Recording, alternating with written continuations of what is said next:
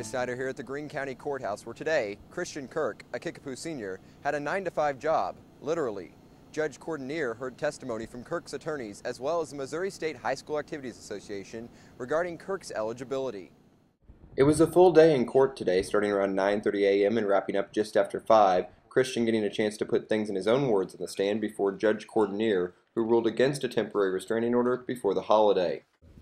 About 4 weeks after I moved to St. Charles West in St. Charles, Missouri, I heard that my dad was in the hospital. He was in the hospital for a week or two or something like that, and he had went through some pretty bad surgery to get all the infection out and stuff, and it was just hard for me to think that he could fall or be home alone and start bleeding, and no one's down at Springfield with him anymore. It's just himself, and and there had even been cases where he bled a lot and then he had to take a couple of days off of work, and me hearing that just kind of got to me.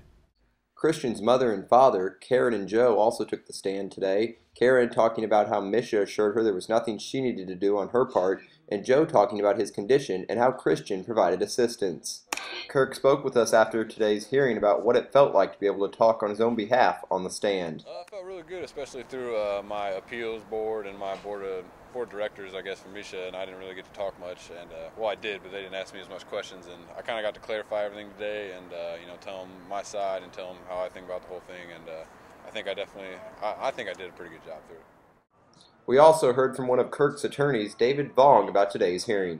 Today about how things went. We feel very well. We got on all of the evidence that we felt we needed to with regard to the Kirks, and feel very strong about their case, and Christian should be playing basketball. In the courtroom with me today was PN Media sports reporter Matt Chamberlin, who provides some insight on today's hearing. Christian made a statement earlier where he said family matters more in basketball, and right now he's proving that he's already set out half the basketball season so far, and really he's been in this for the long haul.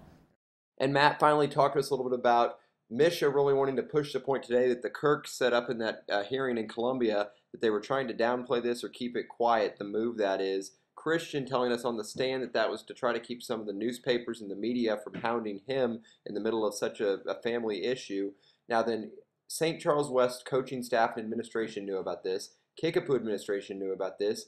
MSHSAA is making it sound like the Kirks had an obligation to report to all of St. Louis that they were moving. Did the Kirks have any obligation to tell anybody else, or did the appropriate people already know about this family matter? Really, it is a family matter. Kickapoo employees such as Dick Rippey, the head basketball coach, has said this is a family matter, and really the basketball parents do not need to be involved in this from St. Charles West or Kickapoo. And right now they are upset about that, and that could have a big impact on why this issue has gone this far.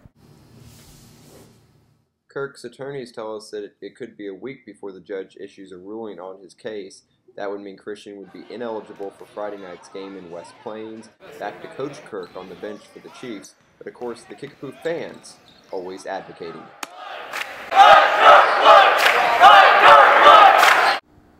Kirk and his attorneys remain optimistic. Judge Courtinier promising a prompt response as he knows the sensitivity of this issue. We'll have all the latest on PNtoday.com. Reporting live from the Greene County Courthouse for PNtoday.com, Chase Snider.